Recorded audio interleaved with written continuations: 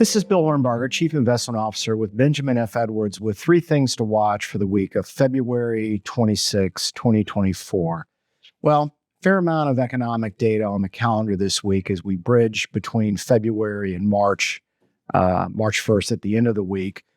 New home sales, pending home sales, consumer confidence and consumer sentiment, and also the Institute for Supply Management Manufacturing Survey. And then finally, the biggie on Thursday will be personal consumption expenditures. New home sales expected to be up about 3% month over month, and that would be a welcome development. Housing well below the peaks that we saw in 2020, and housing generally, new home sales have been softening since last summer in a general manner. Institute for Supply Management comes out on Friday. It's expected to be below 50 for the 16th consecutive month. The good news in that is that there are some signs of stabilization and slight improvement the last couple of months, but manufacturing, in our opinion, has been in recession for most of the last year and a half.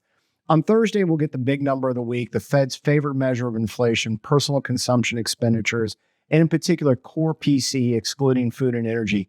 Core PCE expected to be up 2.8% year over year, and that's well below the peak that we saw in 2022 when that number peaked at 5.6%. When the Fed talks about a 2% inflation rate, that's the number that they're really referencing. So a lot of progress has been made, but still remains above the Fed's comfort level. Last week, we got CPI and PPI consumer and producer prices, and they were a little hotter than expected.